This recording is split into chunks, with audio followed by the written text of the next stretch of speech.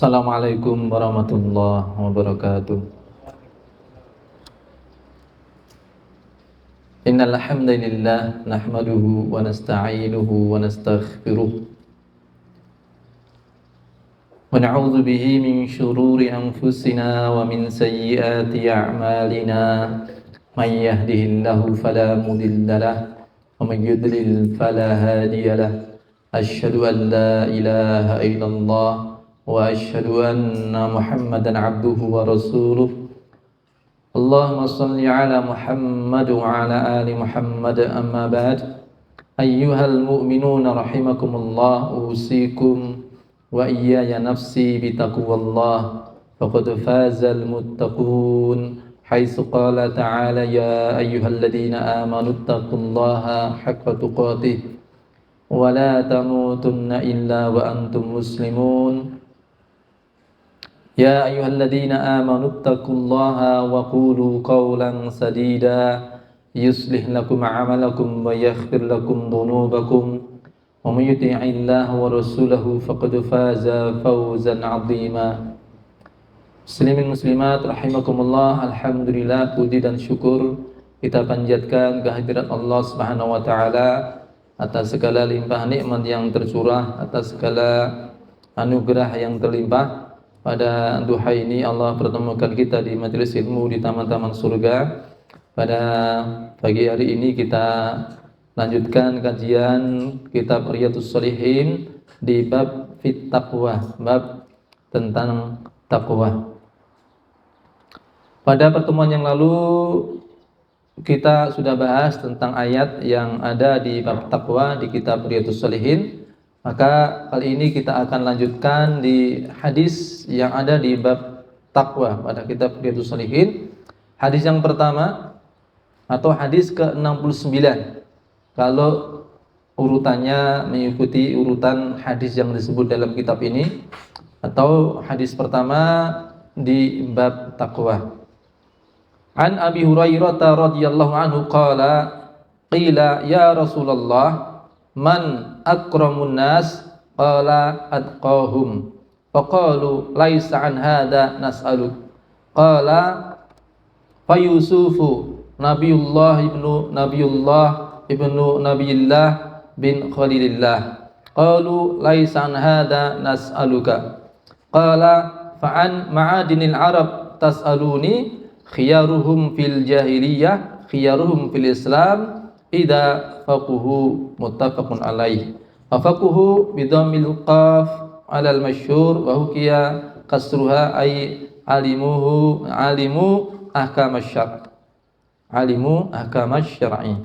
Baik, hadis dari Abu Hurairah radhiyallahu anhu berkata, ditanyakan kepada Rasulullah, ya Rasulullah, wahai Rasulullah, man akramun nas, siapakah manusia yang paling mulia? Qala, beliau bersabda, atqahum, yang paling mulia di antara mereka adalah yang paling takwa di antara mereka. Faqalu, kemudian mereka bertanya dan berkata, laisa an hadza nas'aluka, bukan tentang itu kami bertanya kepada Anda ya Rasulullah. Qala, lalu beliau bersabda, fa Yusuf nabiyullah, yang paling baik adalah Yusuf Nabiullah bin Nabiillah, putra seorang nabi, bin Nabiillah, cucu seorang nabi, bin Khalilillah, yang merupakan buyut dari atau cicit dari Khalilullah, ya. Jadi Nabi Yusuf adalah nabi bin Khalilullah. Lalu kemudian mereka berkata, laisa an hadza nas'aluk, bukan tentang itu kami bertanya kepada Anda ya Rasulullah. Qala, kemudian beliau bersabda, fa'an ma'adinil arab tas'aluni, apakah kalian bertanya kepadaku tentang potensi orang-orang paling utama di kalangan orang Arab? Khiyaruhum fil jahiliyah, sebaik-baik mereka di masa jahiliyah. Khiyaruhum fil Islam, adalah sebaik-baik mereka di waktu Islam. Idza faquhu, jika mereka mengilmui ilmu syar'i. Baik, Hadis ini diriwayatkan oleh Abu Hurairah radhiyallahu anhu, dan mungkin tidak perlu diulas panjang lagi siapa Abu Hurairah, sudah sangat terkenal. Dari hadis pertama sampai 69 ini sudah berpuluh kali, belasan kali mungkin disebut, karena beliau memang paling banyak riwayat hadisnya, ya, yang dikenal dengan Sahibul Uluf, orang yang memiliki ribuan hadis, ya, sebanyak 5.374 hadis diriwayatkan Abu Hurairah. Beliau adalah Abdurrahman bin Sakhr. Abdurrahman bin Sakhr dikenal dengan Abu Hurairah karena kemana-mana orang melihatnya bersama seekor kucing kecil, sehingga saking akrabnya dan seringnya dilihat hingga beliau dipanggil dengan Abu Hurairah. Maknanya adalah teman dari kucing atau orang yang memiliki kucing kecil. Itu makna kunyah Abu Hurairah. Beliau mengatakan, suatu kali Rasulullah SAW ditanya, "Ya Rasulullah, man akramun nas?" Siapakah manusia yang paling mulia? Ini pertanyaannya sifatnya umum, maka Nabi menjawabnya juga terlebih dahulu dengan jawaban yang umum. Man akramun nas? Siapakah manusia paling mulia? Dari semua manusia yang ada, siapakah yang paling mulia? Nabi memberikan karakter yang paling jelas, yang sifatnya juga umum juga, tidak menunjuk kepada person tertentu, tapi yang punya karakter khusus. Atqahum, orang yang paling mulia di antara mereka adalah yang paling takwa di antara mereka. Ini sesuai dengan apa yang Allah firmankan, inna akramakum indallahi atqakum. Sesungguhnya orang yang paling mulia di antara kalian adalah orang yang paling bertakwa di antara kalian. Ya. Maka ketika disebut yang paling mulia adalah yang paling takwa, ini seharusnya menjadi standar barometer penilaian kita kepada setiap orang. Ya. Apa yang kita lihat, ya, dari ketakwaan seseorang itu pun sebatas apa yang kita lihat sisi zahirnya. Kita tidak bisa menghukumi hati seseorang. Ya. Barometer yang kemudian kita juga hendak jadikan acuan bagaimana kita menjadi orang yang paling baik atau masuk kategori baik, itu ketika kita memang memantaskan diri menjadi orang yang bertakwa. Kalau kita pengen menjadikan diri kita orang yang paling mulia, maka barometernya harus jelas. Apa barometer itu? Atqahum lillah, orang yang paling takwa kepada Allah. Kalau kita ingin menjadi orang paling mulia, maka kita harus tingkatkan nilai takwa kita di sisi Allah SWT. Begitupun kita menilai orang lain. Ya, ketika menilai orang lain, kita tidak melihat kepada mulia tidak hanya berdasarkan kekayaannya, mulia tidak hanya berdasarkan semata-mata nasabnya, mulia tidak hanya berdasarkan seberapa viral dia di sosmed, ya. Bukan pula karena jabatan-jabatannya. Tapi penilaian kita adalah inna akramakum indallahi atqakum, atau yang di sini Nabi sebutkan atqahum, orang yang paling takwa. Ya. Nah, ketika kita tahu barometer kemuliaan manusia ada pada takwa, maka kita kembali kepada makna takwa. Maka makna takwa itu harus kita pahami dan sudah langsung ngeh, ya. Kalau kita mengatakan istilah takwa itu harus sudah ngeh apa maksud takwa, ya. Ini sudah harus hafal, harus paham di luar kepala, ya. Supaya begitu ada kata takwa disebut di dalam nas-nas, kita sudah langsung masuk maksudnya apa, ya. Maka tidak mengapa saya ulas sedikit, ya, atau setidaknya mengulang secara selintas makna takwa yang pernah kita sampaikan. Definisi yang paling global itu apa yang dikatakan oleh Imam Hasan Al-Basri. Beliau mengatakan takwa adalah imtitsalu awamirillah wastinabu nawahihi, melaksanakan perintah Allah dan menjauhi larangannya. Itu makna yang paling global. Ya, kadang butuh yang lebih rinci lagi, maka ada definisi ulama setelahnya dari Tolak bin Hubaib rahimahullah. Beliau mengatakan takwa adalah anta'mala bi taatillah ala nuri minallah tarju thawaballah wa antatruka maksiatallah ala nuri minallah takhafu iqaballah. Engkau mentaati Allah berdasarkan petunjuk Allah, mengharap pahala Allah. Engkau tinggalkan maksiat kepada Allah berdasarkan petunjuk Allah karena takut adab Allah. Itu pengertian dari Tolak bin Hubaib. Kemudian terakhir kemarin kita juga sudah sampaikan aplikasi takwa yang disampaikan oleh Amirul Mukminin Ali bin Abi Thalib radhiyallahu anhu. Beliau mengatakan at-taqwa al-khawfu minal jalil wal amalu bitanzil wasyukru 'alal jazil waridha bil qalil wal istidadu li yaumir rahil. Takwa itu prakteknya adalah al-khauf minal jalil. Ya, takut akan keagungan Allah.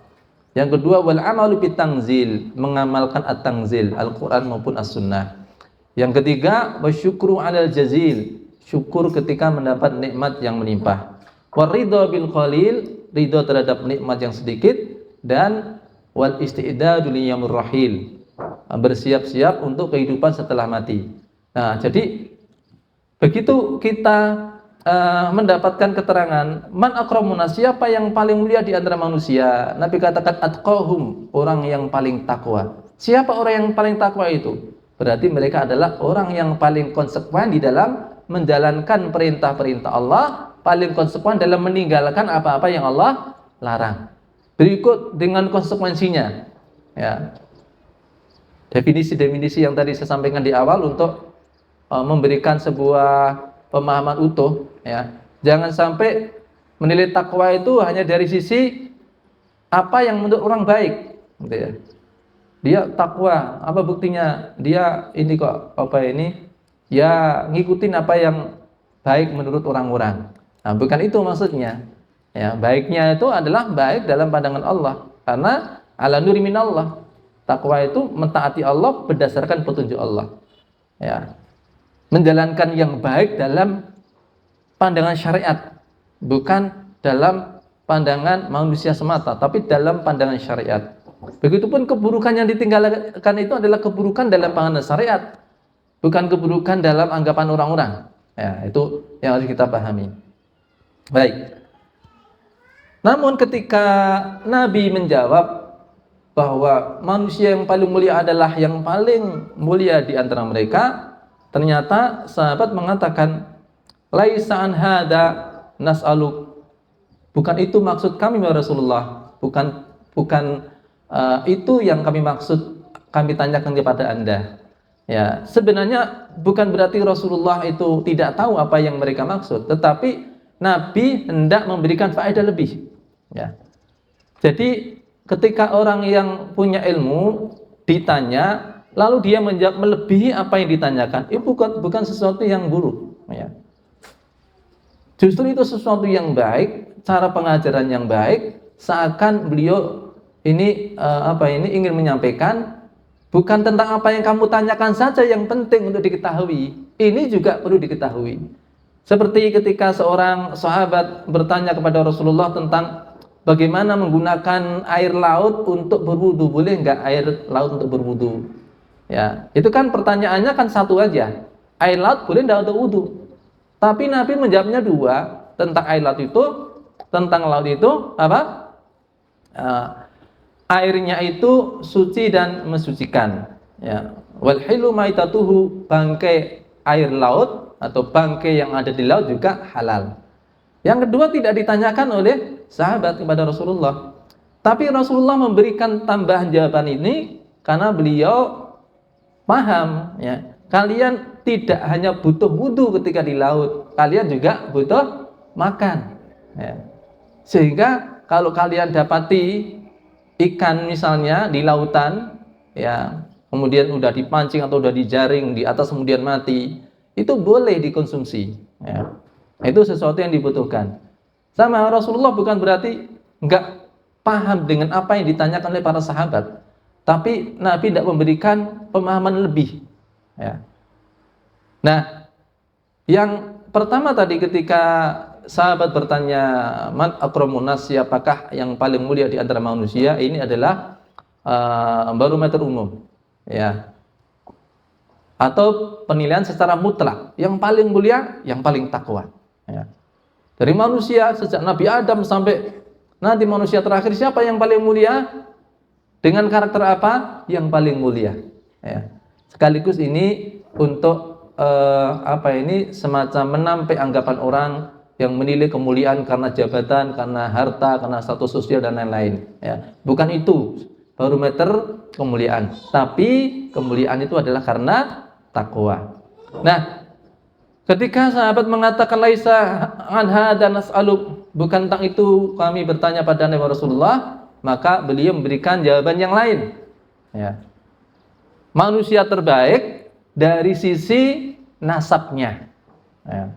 Manusia terbaik dari sisi nasab atau nasab yang paling baik. Ya. Itu nasab siapa? Pak Yusuf, Nabiullah. Nabi Yusuf itu seorang Nabiullah. Bin Nabiillah, dia bapaknya adalah seorang nabi. Siapa? Bapaknya Yusuf siapa? Nabi Yusuf, bapaknya siapa namanya? Seorang nabi. Sudah ada kata kunya seorang nabi. Nabi Yakub alaihissalam. Bin Nabiillah, bapaknya Yakub pun seorang nabi. Siapa dia? Bin? Halo? Bin Ishaq alaihissalam. Ya. Bin Khalilillah. Ya. Ishaq pun putra seorang nabi sekaligus kekasih Allah. Siapa dia? Ibrahim alaihissalam. Maka ini kan dari 4 generasi nabi semua. Maka secara nasab ini adalah yang paling baik. Ada enggak nasab yang lebih tinggi, ya, nasab yang lebih tinggi dari ini? Dia seorang nabi, bapaknya juga nabi, kakeknya juga nabi, siapa lagi? Mbah buyutnya juga seorang nabi, ya. Yusuf bin siapa? Yakub bin Ishaq bin Ibrahim. Ibrahim adalah Khalilullah. Jadi Pak Yusuf Nabiullah bin Nabiillah bin Nabiillah bin Khalilillah. Ya. Yusuf itu adalah seorang nabi, dia putra seorang nabi, cucu seorang nabi, buyut seorang cucu buyut, ya, seorang nabi, ya, yakni Khalilullah Ibrahim alaihissalam. Nah, itu juga pengetahuan yang perlu dipahami, ya, oleh para sahabat. Meskipun Nabi tahu yang ditanyakan para sahabat bukan itu, ya. Hingga para sahabat kemudian mengatakan laisa anha dan nas'aluk, bukan tentang itu yang kami tanyakan ya Rasulullah, ya. Yang kami tidak bermaksud bertanya barometer keutamaan manusia secara umum, tidak pula bertanya tentang nasab yang paling baik di antara manusia, ya. Tapi seakan Nabi mengatakan walaupun kalian tidak bertanya, tapi ini perlu kamu ketahui, gitu ya. Ini perlu ketahui. Baru kemudian Nabi menjawab apa yang dimaksud, ya, oleh mereka. Maka Nabi mengatakan fa'an ma'adinil Arab tas'aluni, apakah tentang ma'adinil Arab. Ma'adin itu secara bahasa barang tambang. Seperti hadis an-nasu ma'adin ka ma'adinil fiddah wad dhahab. Manusia itu seperti barang tambang, sebagaimana barang tambang emas dan perak. Artinya manusia itu punya potensi yang berbeda-beda antara satu dengan yang lain, sebagaimana tambang, ya. Tambang itu ada emas, ada perak, ada nikel, ada batu bara, ada ya, macam-macam itu, ya. Bahkan ada besi juga, ada sebagainya. Nah, apakah kemudian masing-masing itu ada yang jelek, ada yang baik? Semuanya baik pada posisinya, ya. Termasuk anak-anak kita itu juga seperti barang tambang.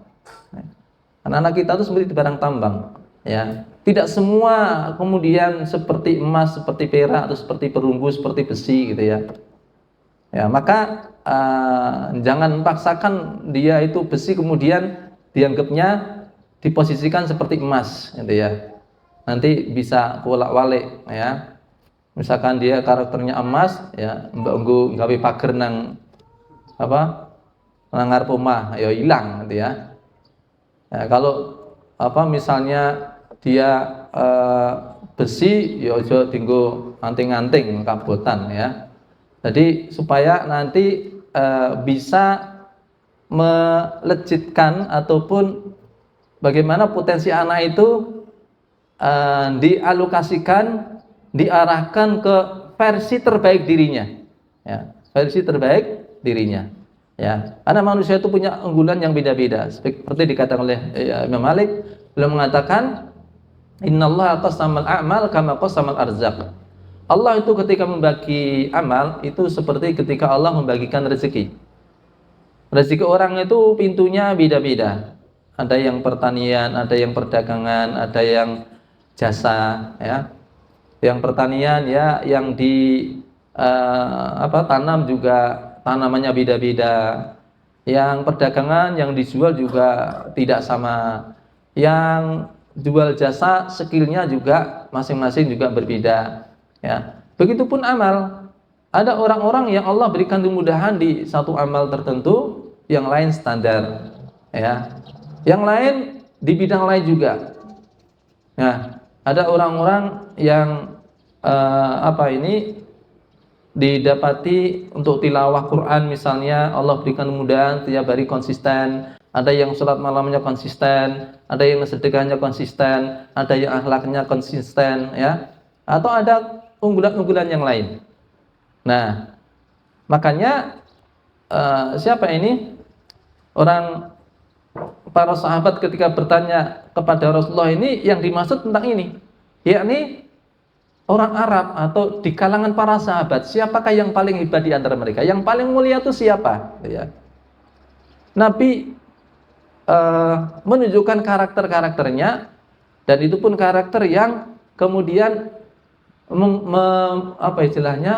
menjadikan para sahabat masing-masing bisa berlomba di bidang masing-masing, ya, berlomba-lomba di bidangnya, ya. Maka beliau mengatakan, fa'an ma'adin Arab tas'aluni, apakah kalian bertanya kepadaku tentang potensi orang-orang Arab, ya, tentang potensi orang-orang Arab, khiyaruhum fil jahiliyah, khiyaruhum fil Islam. Sebaik-baik mereka di masa jahiliyah adalah menjadi sebaik-baik mereka di dalam Islam idza faquhu, kalau dia punya ilmunya, ya. Makanya kita dapati orang-orang hebat di masa jahiliyahnya begitu masuk Islam juga menjadi orang hebat ketika dia sudah tahu ilmunya. Umar ibn Khattab itu di masa jahiliyah ya emang sudah sangar dari sononya, ya. Orangnya, karakternya tegas, pemberani, ya, kuat, ya. Jadi memang ya karakternya baik, kuat azamnya, kuat fisiknya, ya. Maka di masa dia mengenal Islam, dia masuk Islam, tetaplah dia menjadi orang yang kuat, orang yang tegas, dan menjadi orang yang konsisten. Hanya saja ketegasannya, konsistennya itu di dalam Islam. Maka yang terbaik di masa jahiliyah dari sisi konsistennya, yang paling kuat itu adalah Umar. Ketika dia masuk Islam, dia menjadi orang yang paling kuat pula di dalam Islam, ya. Abu Bakar As-Siddiq misalnya, dia ini dikenal sebagai orang yang sangat bagus belas kasihnya. Jadi beliau ini orang yang paling nggak bisa melihat penderitaan orang, gitu ya. Rasa kasihnya luar biasa. Beliau ini juga menjadi ahli juru damai, ya, karena memang beliau mengenal nasab-nasab orang Arab, paling paham tentang nasab orang-orang Arab, ya. Kalau ada orang yang cekcok, ada orang yang mau udah hampir bunuh-bunuhan, diingatkan, kamu keturunan ini, kamu keturunan ini, kalian masih ada hubungan kerabatan, udah berhenti mereka, ya. Itu yang dimaksud Umar bin Khattab, ta'allamu ansabakum, pelajarilah oleh kalian nasab-nasab kalian. Berapa banyak masalah-masalah besar selesai ketika mereka mengetahui hubungan nasabnya, ya. Jadi begitu kan, udah hampir bunuh-bunuhan, ya, kamu orang mana? Orang sana. Anaknya siapa? Fulan. Ternyata kita masih saudara. Salaman, rampung, kan gitu kan. Nah, Abu Bakar Siddiq itu orang yang paling paham nasab orang-orang Arab. tidak hanya paham nasab dirinya, nasab tetangganya paham, nasab sahabat temannya juga paham. Ya. Nah, begitupun di kalangan sahabat, misalkan Utsman bin Affan di masa sebelum Islam, memang dia dikenal sebagai orang yang rasa malunya tinggi, gitu ya. Rasa malu bukan gengsi ya, ini rasa malu yang positif. Memang rasa malu itu semuanya positif aslinya. Yang tidak positif namanya gengsi, gitu ya. Aku harus mengasih izin, itu bukan malu, tapi gengsi. Ya. Karena malu itu tidak mendatangkan kecuali kebaikan. Ya. Pada saat dia masuk Islam, dia juga menjadi orang paling bagus rasa malunya. Ya. Makanya Nabi bersabda, "Arhamu ummati bi ummati Abu Bakar." Orang yang paling punya belas kasihan di antara umatku terhadap umatku adalah Abu Bakar. Wa asyadum fi amrillah Umar. Yang paling tegas dalam melaksanakan perintah Allah, paling kuat dalam melaksanakan perintah Allah adalah Umar. Wa asdakum haya Utsman. Yang paling bagus rasa malunya adalah Utsman. Nah, kita lihat para sahabat punya potensi-potensi yang berbeda. Dan mereka juga mengenali potensi itu. Ya. Sehingga ketika mereka mengenali potensi dirinya, ya, dia kemudian bagaimana memupuknya dan mengarahkannya kepada untuk pembelaan kepada Islam. Ya. Khalid bin Walid itu di masa jahiliyah memang seorang panglima handal. Di dalam Islam dia juga menjadi panglima yang nggak pernah terkalahkan. Ya. Yang karena tidak pernah terkalahkan, maka sempat Umar bin Khattab itu khawatir nanti jangan-jangan orang pada tawakalnya sama Khalid bin Walid. Nanti juga untuk menjaga hati Khalid bin Walid, jangan-jangan nanti ada semacam hal yang tidak diinginkan, ya, yang menggoda hatinya, dia yang mengusik, ya, wah dia orang kuat dan sebagainya. Makanya ya sempat digantikan posisi panglimanya. Tapi dia ketika menjadi orang hebat pada saat jahiliyah, begitu masuk Islam, dia menjadi orang yang paling hebat juga di bidangnya. Nah, ini penting untuk kita. Kadang-kadang, mohon maaf, ada orang-orang sekarang misalnya karakternya tegas, kuat, gitu ya, pemberani, ya, begitu taubat, hijrah, kok jadi loyo, lembek, jireh. Nah, itu nggak benar, ya. Ada yang salah itu. Ya. Harusnya kalau dia punya potensi baik ketika masuk Islam, potensi baiknya tetap ada, kemudian diarahkan, ya, kepada Islam. Ya. Ini para sahabat, mereka mengenali potensi masing-masing. Ya. Makanya ada riwayat yang sangat menarik. Ini saya baca di bukunya Ibnu Al-Jauzi, Al-Khulafur Rasyidun. Banyak cerita tentang bagaimana ketika Rasulullah wafat, ya. Banyak riwayat-riwayat tentang bagaimana ketika itu para sahabat mereka mencari sosok khalifah, ya, yang menggantikan kepemimpinan kaum muslimin, ya, dari Rasulullah. Di antara riwayat yang disebutkan Ibnu Al-Jauzi dalam kitab tersebut menarik. Satu kali Umar bin Khattab dia mencari sosok yang layak untuk menjadi khalifah. Pandangan pertamanya tertuju pada Abu Ubaidah ibnul Jarrah. Ya. Kenapa Abu Ubaidah bin Jarrah? Karena Umar bin Khattab itu terkenang satu peristiwa. Ini untuk menunjukkan bahwasanya para sahabat punya unggulan yang beda-beda, ya. Karena memang manusia itu an-nasu ma'adin. Manusia seperti barang tambang, punya potensi, ya, dia berharga di bidangnya masing-masing.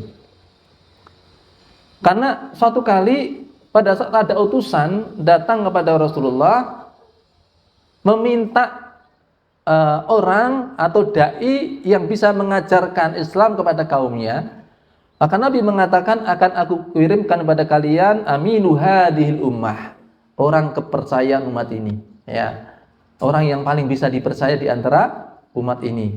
Ya, selesai sholat, Nabi ketika itu membalikkan badannya, kemudian seakan mencari satu persatu, lihat satu persatu, ya, untuk mencari siapa aminu hadhil ummah, orang yang paling bisa dipercaya di antara umat ini. Sampai ketika itu Umar bin Khattab ya, berharap ya, bukan mengklaim, bukan berharap, yang dimaksud adalah dirinya, sehingga beliau menonjolkan badannya ya. Yang nanti kalau Nabi nyari itu nggak usah gini-gini ya, udah kelihatan ya. Tapi setelah pandangan Nabi itu sampai di Umar bin Khattab, lewat, oh tiba itu aku ya, ternyata bukan saya. Padahal ketika itu boleh berharap itu adalah dirinya, bukan masalah apa ini dianggap orang hebat, bukan, tapi ini kan pengakuan Nabi, orang bisa dipercaya, orang amanah gitu ya, sehingga dia ingin punya sifat itu, ingin seandainya dirinya adalah yang dicari Rasulullah. Tapi ternyata lewat, sehingga pandangan beliau sampai di Abu Ubaidah ibn Jarrah. Dia katakan, kum ya Abu Ubaidah anta aminu hadil ummah, berdiri engkau wahai Abu Ubaidah, engkau adalah orang kepercayaan umat ini. Ya, inilah yang menjadikan Umar bin Khattab kemudian berpikir, orang kalau terpercaya, dia bisa mengemban amanah, layak dia jadi khalifah, layak dia jadi pemimpin. Maka dia datang pada Abu Ubaidah. Begitu datang langsung dia todong Abu Ubaidah. Ya Abu Ubaidah, absid yadaka ubayyun laka anta aminu hadil ummah. Ya. Wahai Abu Ubaidah, ulurkan tangan kamu. Aku bayat kamu, engkau adalah orang kepercayaan umat ini. Lihat apa kemudian reaksi dan respon dari Abu Ubaidah bin Jarrah. Dia tidak menafikan bahwa dirinya adalah orang yang disebut Rasulullah aminu hadil ummah, orang kepercayaan umat ini. Tapi beliau juga paham, ini bukan soal untuk menjadi khalifah. Kalau menjadi khalifah ada yang lebih layak dari dirinya, ya. Maka dia tidak kemudian malah tersanjung, ya. Tidak pula kemudian berbangga diri. Malah ketika itu dia marah kepada Umar bin Khattab. Dianggapnya Umar itu ngejek dirinya, ya. Sampai dia bilang, ya Umar, saya tidak melihat dirimu bodoh sejak Islam kamu, kecuali hari ini. Ya. Biasanya kamu pinter ya Umar, tapi khusus hari ini kamu bodoh. Kenapa? Kamu pilih saya, kamu nunjuk saya jadi khalifah. Itu kebodohan menurut Abu Ubaidah. Ya. Kenapa? Saya nggak layak. Ada orang yang lebih layak daripada saya, jauh lebih layak daripada saya untuk menjadi khalifah. Ya. Apakah pantas suatu umat yang di tengah-tengahnya ada Abu Bakar As-Siddiq, dia mengambil pemimpin yang bukan Abu Bakar As-Siddiq? Langsung celing, oh iya, ternyata ada yang lebih layak. Yakni siapa? Abu Bakar As-Siddiq. Tapi lihat sikap dari Abu Ubaidah, dia adalah orang yang tahu diri, ya, yang nyari tahu yang paling saya yang tahu diri itu loh, ya. Tahu goreng banyak, tahu bacem, ya. Yang nyari yang tahu diri itu yang agak susah, ya. Nah, ini Abu Ubaidah ini orang yang sangat tahu diri, ya. Makanya itu bayangkan kalau itu posisi Abu Ubaidah itu di kita, ya. Misalnya ada orang yang ini seorang tokoh mau nyapres, dia nyari wakil gitu ya, nyari wakil. Tidak usah nyari capresnya, nyari wakilnya. Lalu datang kepada Anda, kira-kira gimana? Ini yang datang ke Anda ini orang nomor satu lah istilahnya. Ya. Kamu jadi wakil saya ya. Kira-kira gimana kalau antum? Ya.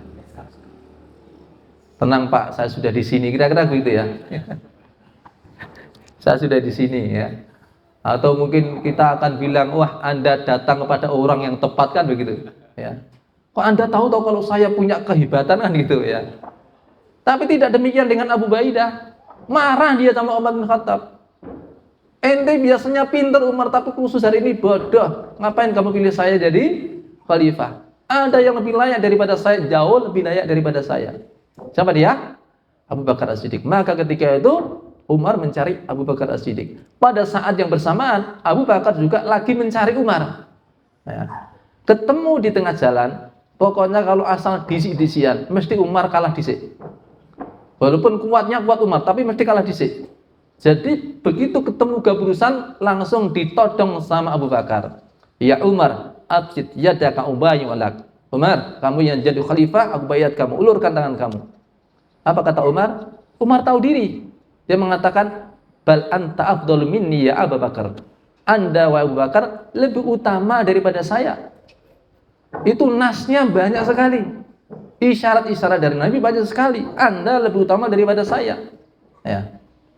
Nah, lihat Abu Bakar As-Siddiq tidak menampik itu. Tetapi dia mencari sisi lain. Kenapa dia lebih condong Umar yang jadi khalifah? Dia sampaikan alasannya, dia katakan bal anta aqwa minni ya Umar. Tapi Anda Umar lebih kuat daripada saya. Maka Anda layak jadi pemimpin. Jadi pemimpin harus kuat. Ya. Bal anta aqwa minni ya Umar. Anda lebih kuat daripada saya wahai Umar. Dibilang begitu, Umar sekali lagi juga sangat tahu diri. Apalah dia dibandingkan dengan Abu Bakar. Iya, nek angkat junjung kuroso Umar. Iya, saya lebih kuat, ya. Tapi soal keutamaan jadi pemimpin, Abu Bakar yang lebih layak. Maka beliau katakan pada Abu Bakar, baiklah akan aku gunakan kekuatanku untuk membantu keutamaanmu. Ya. Sing nguruso nang mburi angkat junjung, gawane koper gitu ya. Yang utama di depan. Ya. Nah, lihat bagaimana para sahabat punya potensi, ya. Kemudian mereka juga menyadari potensi masing-masing itu. Nah, selayaknya apakah kita menjadi pemimpin, apakah kita menjadi orang tua, apakah kita menjadi pendidik, ya, itu bisa menggali potensi orang-orang yang dalam pengasuhan kita, ya. Annasu kama'adin, ya. Manusia itu seperti ya barang tambang. Kita kenali ini tipe apa, ya. Dia unggul di mana, ya. Nggak ada istilahnya apa itu secara potensi dasar ya. Anak buruk nggak ada. Ya, cara potensi dasar bahwa nanti kemudian ternyata ya betul-betul akhlaknya buruk ya dan tidak mau dibenahi dan sebagainya. Nah, itu sudah barang jadi gitu ya. Tapi secara potensi dasar tidak ada anak buruk ya. Kayak sama saya sering umpamakan bagaimana mendidik kuda dengan mendidik anak itu memang ada banyak kemiripan ya, sehingga kita juga bisa tahu kenapa kok di antara yang disebutkan Rasulullah termasuk yang bukan lahwan adalah ta'dibur rajul farasahu, seorang yang mendidik kudanya, mengajari kudanya, karena banyak kemiripan ya. Nah, kuda itu bukan soal kudanya jelek atau bagus gitu ya, tapi bagus untuk apa? Ya, bagus untuk apa? Ada kuda yang tipenya memang dia bagus untuk apa? Untuk lari jauh, untuk jarak jauh. Ya, ada kuda yang bagus untuk apa? Untuk kecepatan. Ya, untuk balap. Ada yang bagus untuk mungkin ketinggian loncat. Ada yang bagus untuk apa? Kalau sekarang ya untuk HBA. Itu beda-beda ya. Jadi jangan bilang ini jarannya jelek-jelek ya. Nah, itu kuda mestinya untuk apa, dipakai untuk apa. Jadi begitu. Ya. Kan kadang apa itu? Kalau enggak ngerti kan gitu, ya. Saya sempat juga ada mendengar misalnya, ini bukan soal karena saya ngasih doangan ya. Cuman ya itu misalnya ada komentar, ini kuda wangan tuh jelek-jelek kok ya, enggak mau lari. Nah, enggak taunya karena nggak bisa yang nunggangin itu ya. Padahal kuda tidak mau lari itu belum tentu kuda jelek, justru kuda pinter. Ya, kenapa dia tidak mau lari? Udah digetak, udah digebuk dan sebagainya. Karena dia tahu kalau dia lari yang di atas jatuh. Ya. Wal khail a'rafu bi fursaniya. Kuda itu paling paham siapa yang di atas, siapa yang nungganginya. Ya. Nah, begitupun apa? Ketika kita mendapati anak-anak kita, mungkin kita sudah punya semacam cita-cita atau mungkin sudah punya arahan, keinginan ya. Anak saya harus jadi begini. Kemudian mendapati anak ini kok istilahnya tidak sebagaimana yang dalam angan-angan kita, dalam keinginan kita. Kadang kita kemudian memutuskan apa? Wah, anak ini udah tidak berbakat ya. Padahal bisa jadi dia punya bakat, punya potensi besar, cuman bukan seperti yang Anda inginkan di awal gitu ya. Maka ini dari sisi ini ya, orang tua juga harus bisa melihat potensi anak-anak mereka. Ya, yang ingin bandingkan juga kenapa mendidik anak itu mirip dengan orang mengajari kuda, ya. Dan bahwa mengajari kuda itu juga banyak hikmah-hikmahnya. Orang kalau sudah pro di dalam berkuda, dalam mengendalikan kuda, itu kode-kodenya itu sangat halus, ya. Bahkan tidak dilihat oleh orang-orang yang melihatnya, ya. Maksudnya ketika kuda itu tadinya berhenti, bagaimana dia berjalan, bagaimana dia belok kanan, bagaimana dia belok kiri, bagaimana dia itu ganti gigi, ya, dari walk ke trot, ya, ganti gigi, ya, dari gigi 1 ke gigi 2, ya, dari trot ke canter, ya. Ini yang nggak ngerti kuda apa, ya. Jadi ya pindah gigi 1, gigi 2, gigi 3, ya, sampai gigi 4 ya gelep, ya. Itu orang nggak ngerti, dikapake gitu, ya. Digebuk ya enggak kelihatan gebuk, ya. Bahkan mungkin kakinya pun tidak kelihatan bergerak, ya. Suara juga tidak bersuara. Tapi kenapa kok kuda dia bisa ngikutin sesuai dengan keinginan yang nunggang, ya. Seberapa cepat dia inginkan, belok kanan, belok kiri, ya. Bahkan tetap aman meskipun kendali itu dilepas, ya. Karena dia udah paham karakter kudanya, dan kuda juga sudah mengerti, ya, maksud dari ordernya, ya. Sehingga dengan isyarat-isyarat halus itu sudah bisa dimengerti oleh kuda ini, ya. Bukan tidak dikode, ada kodenya, ya. Tapi tidak terlihat saking halusnya. Yang mungkin cuma disentuh perutnya dikit, gitu, ya. Itu sudah ganti gigi. Padahal orang lain dipukul aja dia tidak gerak, gitu, ya. Ya karena sudah pro tadi, ya. Bahkan yang betul-betul pro itu dia karena sarafnya bisa dirasakan di perut kuda, ya. Ketika dia lehernya ke sini itu sudah isyarat juga, ya.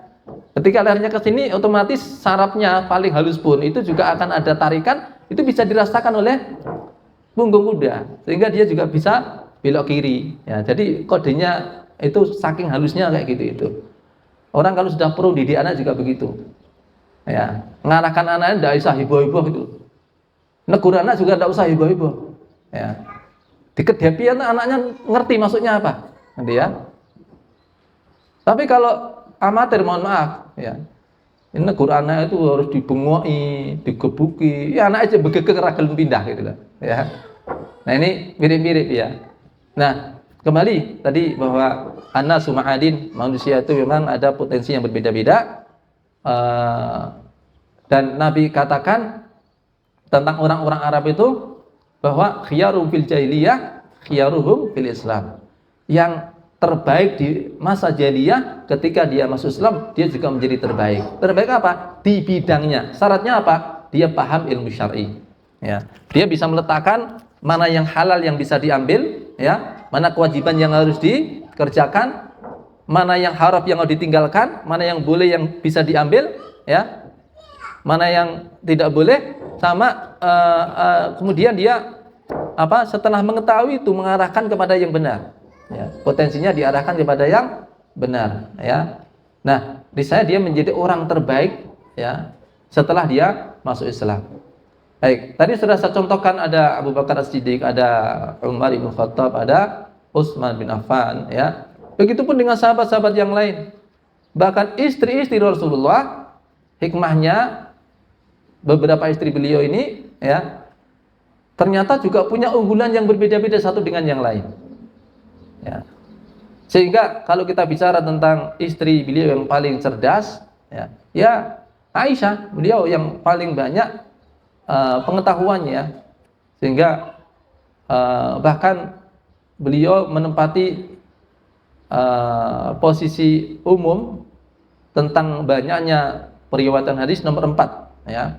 Setelah Abu Hurairah, Abdullah bin Umar, Anas bin Malik, kemudian Aisyah. Di kalangan wanita dia yang paling banyak riwayat hadisnya, ya. Dan pengakuan dari Urwah bin Zubair, saya tidak pernah melihat ada seorang wanita yang lebih faqih daripada Aisyah dalam bidang Quran, dalam bidang hadis, dalam bidang tib, ya, dalam urusan kesehatan, ya, dan dalam bidang nasabnya orang-orang Arab, beliau adalah orang yang paling paham, ya. Nah, ini dari sisi orang yang paling pinter, ya. Istri Nabi juga ada orang yang unggulannya di sedekah, ya. Sampai Nabi suatu kali menjelang wafatnya, istri-istrinya ngumpul, beliau mengatakan, inna awwalakunna lahaqun bi atwalukunna yadan. Yang paling cepat nanti menyusul diriku adalah yang paling panjang tangannya di antara kalian. Ya. Panjang tangan artinya apa? Panjang tangan artinya apa? Hati-hati loh, jangan disalah loh ya. Panjang tangan artinya pada awalnya sepeninggal Rasulullah, istri-istri Rasulullah mereka pada ngukur derulengnya, DL-nya. Bukan untuk mau bikin busur, enggak ya. Pada ngukur tangannya, siapa yang paling panjang, susah ternyata ngukurnya, ya. Tapi ternyata didapati yang wafat setelah Nabi adalah Zainab bintu Jahaz, yang kemudian para Ummahatul Mukminin mengetahui maksud bahwa atwalukunna yadan, yakni aktarukunna shadaqatan, yang paling banyak sedekahnya di antara kalian, ya. Jadi ada yang disifati paling banyak sedekahnya di antara istri Rasulullah, ya. Ada juga yang disifati dengan sawamah qawamah, paling banyak siamnya, paling banyak sholat malamnya. Siapa dia? Ini pengakuannya dari Jibril alaihissalam, ya. Seorang sawamah qawamah, ya. Tapi ketika Nabi sempat ada hasrat mau menceraikan dia, maka diingatkan Jibril, dia ini seorang sawamah qawamah. Sawamah qawamah, orang yang ahli siyam, ahli qiyam. Siapa dia? Dia adalah Hafsah bintu Umar, ya. Hafsah bintu Umar ibn Khattab, ya. Orang yang ahli dalam siyam, dalam hal qiyam. Nah, maka selainnya sebagaimana para sahabat mereka punya unggulan beda-beda, kita ini juga harus tahu unggulan kita apa? Unggulan kita di mana? Petingannya apa? Apalagi yang sudah umur 40 tahun ke atas, ya. Yang ketika dia berdoa, Rabbi auzi'ni an ashkura ni'mataka allati an'amta 'alayya wa 'ala walidayya wa an a'mala salihan tardah. Dan agar aku bisa beramal soleh dengan apa yang kau ridhoi. Ini maksudnya amal soleh yang harusnya sudah lebih fokus. Di usia 40 tahun harusnya sudah tahu di mana unggulan amal dia. Jika jannah itu dibuka untuknya 8 pintu, lil jannati tsamanati abwab, ya. Surga ada 8 pintu, dia sudah mengenali potensinya, dia ada di mana, pintu mana yang paling potensial bagi dirinya, ya. Makanya ketika Ahnaf bin Qais, dia adalah seorang tabi'in, murid dari Umar ibn Khattab, membaca ayat di surah Al-Anbiya ayat yang ke-21, Al-Anbiya ayat yang ke-10, ya. Surat yang ke-21 ayat yang ke-10, laqad anzalna ilaikum kitaban fihi dzikrukum afala taqilun. Sungguh telah kami turunkan sebuah kitab yang di dalamnya ada cerita perihal kalian. Maka Ahnaf bin Qais kemudian bergumam begini. Dia katakan, alayya bil mushaf fa'altamisu dzikri wa man asbah minal qaum. Kalau begitu saya akan membuka lembar demi lembar mushaf Al-Quran supaya saya mengetahui di mana Allah ceritakan diri saya di dalam Al-Quran. Kaum mana yang karakternya sama dengan apa yang menjadi karakter saya. Intinya dia mencari unggulan amalnya. Dia baca ayat-ayat tentang keutamaan orang-orang yang dipuji oleh Allah. Pertama dia baca surat Ad-Dariyat ayat yang ke-17. Kanu qalilan minal laili ma yahja'un wa bil ashari hum yastaghfirun. Mereka adalah orang sedikit tidurnya di waktu malam, ya. Dan di waktu sahur mereka banyak istighfar. Beliau berhenti sejenak, lalu beliau dari renungannya beliau katakan, Allahumma lastu nafsi min haula, ya Allah, saya belum sampai di level ini. Dia baca lagi surat Ali Imran ayat 134. Ya. Alladzina yunfikuna fis sarai wad dharra wal kadhiminal ghaidha wal 'afina 'anil nas wallahu yuhibbul muhsinin. Lagi-lagi belum mengatakan Allahumma lastu nafsi min haula. Beliau nyari lagi. Nah, ini harusnya juga sesuatu yang kita lakukan. Semua dari kita ini ceritanya sudah ada di dalam Al-Qur'an. Ya, potensi-potensi kelebihan-kelebihan unggulan amal kita ya. Itu sebenarnya mirip mana itu sudah ada semua dalam Quran. Ya. Cuman kita sudah nyari atau belum, afala taqilun kan gitu. Ya, afala taqilun. Pernah nyari enggak? Di mana posisi antum? Sejak surah Al-Fatihah baca sampai khatam, sampai An-Nas. Sampai di mana? Kira-kira posisinya di mana? Udah pernah ketemu belum? Yang jelas Abu Lahab sudah ketemu di mana posisinya. Ya. Masa kita nggak tahu posisi kita di mana atau malah belum mencari. Ya, maka nanti kalau kita baca Quran, niatkan sampai khatam sekaligus nyari. Ya. Jangan bilang di posisi minal jinnati wan nas lah ya. Walaupun ada kata anas manusia di situ, tapi maksudnya adalah itu maksudnya setan ya. Setan dari golongan jin dan setan dari golongan manusia. Ya. Jangan bilang saya di sini, naudzubillah. Ya. Baik, ikhwan saudarakumullah, ini hadis yang pertama di bab takwa tentang manusia terbaik. Jadi saya ulang, manusia terbaik secara umum barometernya adalah yang paling bertakwa. Yang paling baik dari sisi nasab adalah Nabi Yusuf. Kenapa? Yusuf dia adalah Nabiullah bin Nabiillah bin Nabiillah bin Khalilillah. Ya, Nabi Yusuf seorang nabi, putra seorang nabi, yakni Yakub. Yakub seorang putra dari nabi. Siapa? Ishak. Ishak juga putra seorang nabi sekaligus Khalilullah. Ini putra siapa? Ibrahim alaihissalam. Nah, kemudian tentang dari sisi potensi, ya, potensi yang paling baik siapa? Ya, yang paling baik di masa jahiliyah adalah yang paling baik di masa Islam. Syaratnya apa? Jika dia memahami ilmu syar'i, ya. Sehingga nanti ada istilah terbaik di bidangnya.